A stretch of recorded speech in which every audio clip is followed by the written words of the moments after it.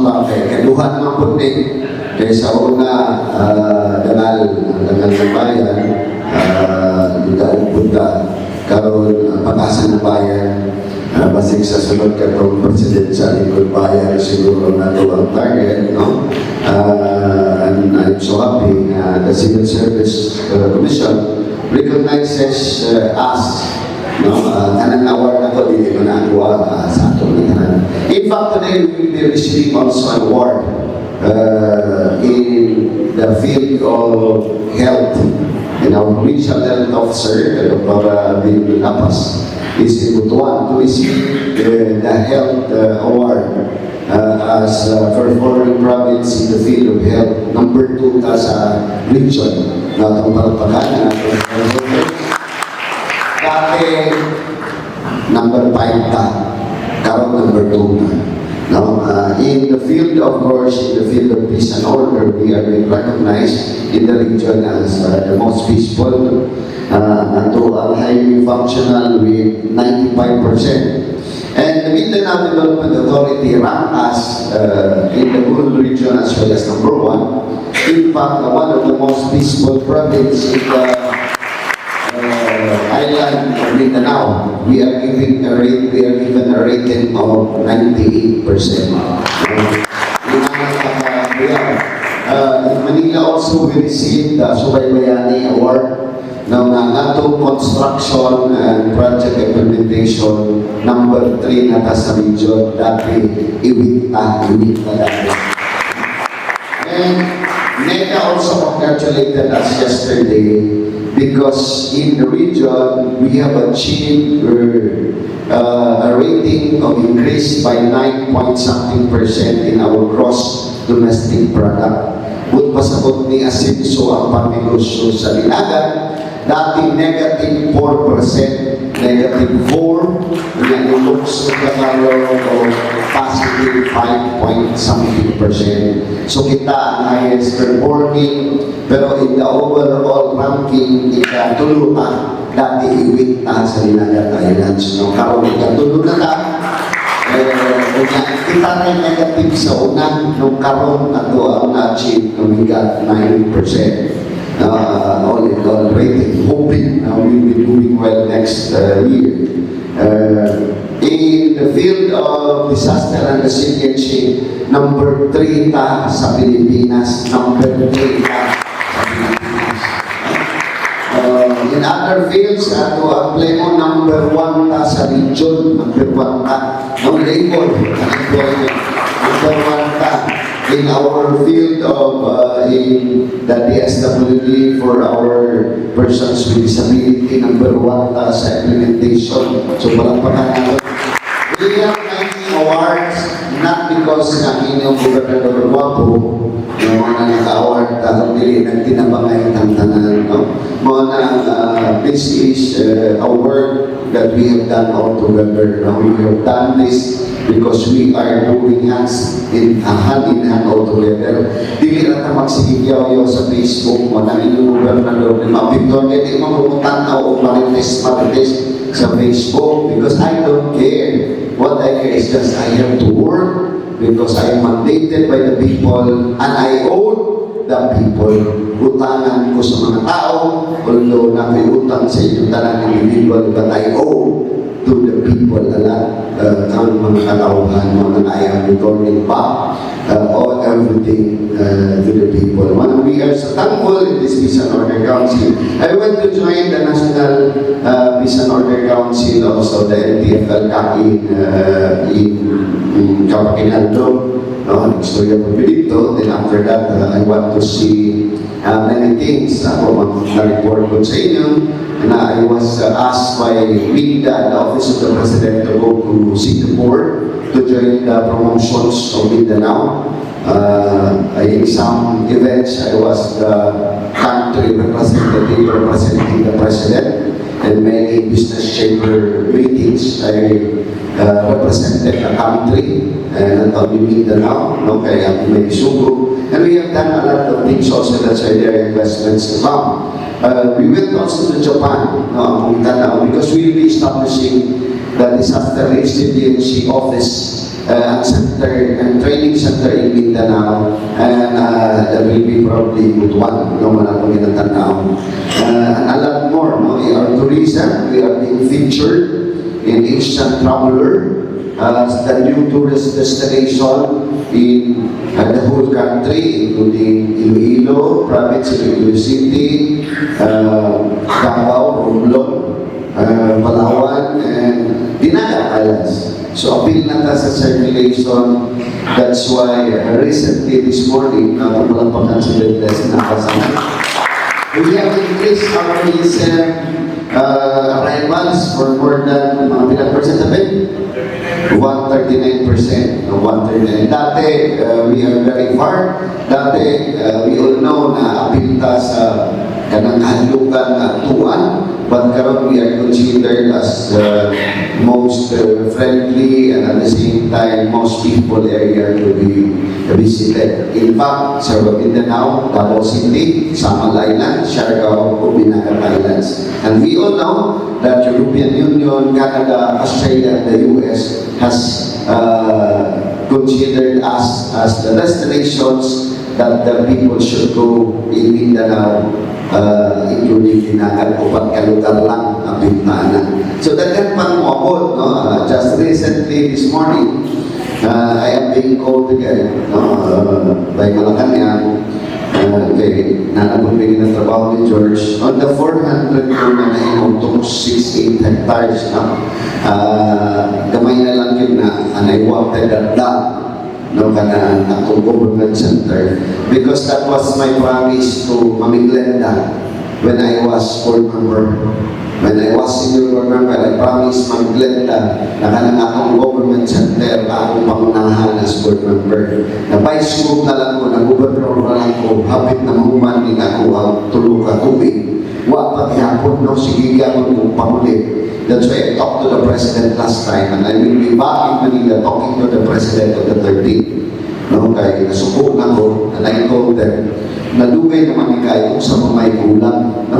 Tanan, akong gibuhat. No? Papel, legal, illegal, ang katimo ng gobernador pinaniko, takilin, murang sa grupo, para mahuman na gini. And yet, wag kaya ako nilagan man, hoping na mahuman na yun. No? Nagkaramdaman ko lang yung gobernador kay Costa dito para kuto na mundo mga papel dito tanan. Ingon na, if you're not going to play by the rules, then we will be left behind. So ingon na, may galing kay Matito po din kung gobernador naman. So makadagan yun na itong papel. Piluli, so there are things that I cannot tell you na sa frustrate ka in the government service na muna na nimo niya dali sa ospirahan ka, pag-abot sa taas, lugayon ka, murang may kausahay na nabubulan na lang daan ng linsini o man tayo magkalunan.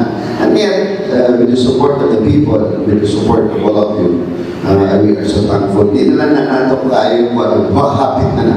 Of course, I'd like to report also na ng atong edisyon, no?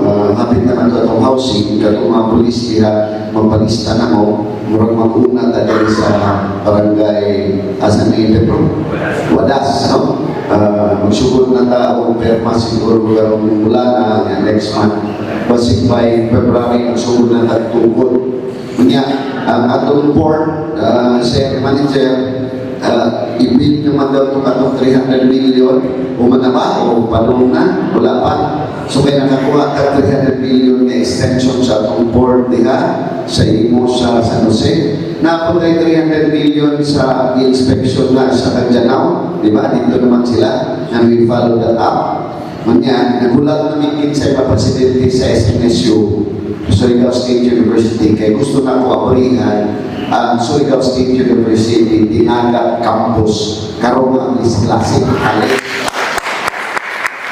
Dugay kayo, have been trying to ask for that. Dugay kayo ni Hapon, no? Kaya para agriculture, fisheries, and invite science, diri na sa ato. No, basig ka na dinagat na other schools mo, kami diri.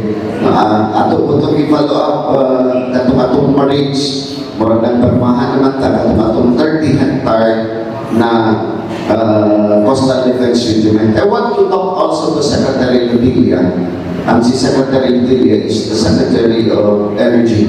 Ako isulti sa iya, ang kanina ko ang system, ang protocols on using power, detrimental to para nakita ko sa COA.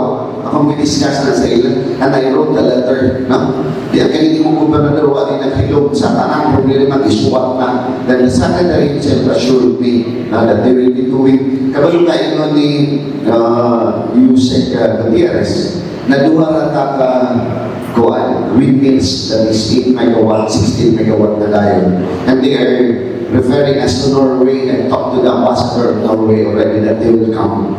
At the same time, ang ilang i-offer sa ato na magbutang ang Taiwan of agri-fisheries economic zone diri sa ato with the Department of Energy recommending na magbuhat po sila ng energy source. We have talked also to some ambassadors, even the ambassador of Greece, Germany, that they will be investing, ambassador of Japan, Korea, ang invest sila sa dinagat, ginulat na lang na atong plan final. At the same time, next story po me sa kasi may manubuyo na ni Ambassador of Iraq, Ambassador Ibrahim Muhammad, that they will be bringing tourists from Iraq and they will be getting, tingala mo, ano, they will be getting magputang-tagta po, mapigirin. So, mapigirin ang Musliman because there are many Christians in Baghdad already. So, lagdahan na very peaceful na Baghdad and they will be getting siguro more than 2,000 construction workers in Baghdad. Wala tira nito. And they will be getting also engineers, no, there is ato. The pastor will be coming here hopefully by January as well. Ang i-finalize, kung malayo, the ambassador offered, that's why we wrote a letter in Nasi George, that they will be putting up the first oil refinery in the Philippines, in Dinagat Islands, oil from Iraq. So if we can have that, then the province of Dinagat Islands will become the richest province in this country. So muna na itong trabaho para sa po istorya, namantay picture, namantay permahan ng mga dokumento, so that everything, because peace and order and peace will start from fulfilling the stomach of your people. Why manawat kung why bigutom? No? Mga na importante, the fight to peace is in the stomach. So meaning kung natin dagang trabaho, peaceful na ta, wala na yung kind like crime. I went to several countries such as Japan, Singapore, and all the rest, no? South Korea, wala, may kural ng mga balay, rupe, kaya wala may kawatan, may awat, may hasol, kaya tanan busy. Wala yung problema kay huwag kayo makitang bata na nagduwa sa tataran. Muna ang kinanglan siguro dito magparalatang mga laki nga magbuhat ng bata para sa ilahan sa bata. Kaya huwag sa bata na nagamay yung population. In 2030, uubos pa sila around 10 million. Mga ilang problema. In Japan, Singapore, South Korea. Makita siguro, mag-import sila o worker na magbuhat ng bata na malaki sa dinagat na mag-volunteer. Magundang na ng polis suwan siguro kaya pumipadala dito ang magbuhat ng bata.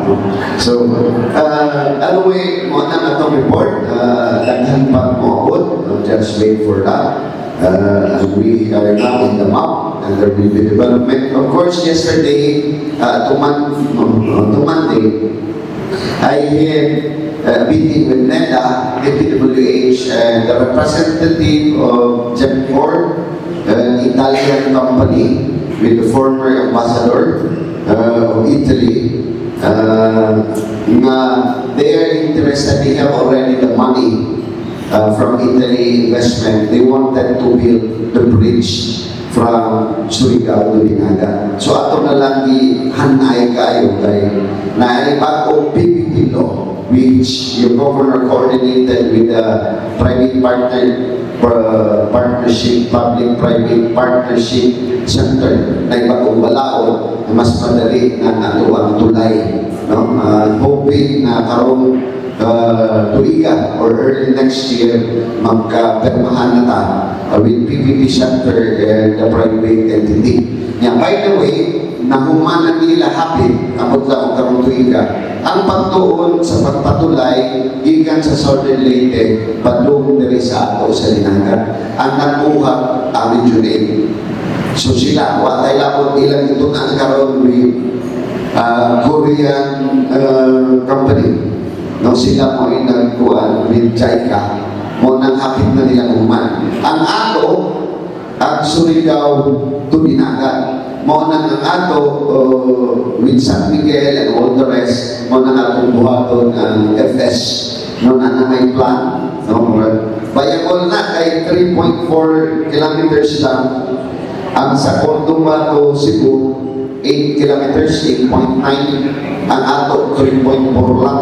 Kanya ilang itanaw ang depth na yung mga isla ng tungtungan. Finalization na lang of the plan, okay na siya. So, ang sunod na po natong itrabaho, ang atong airport.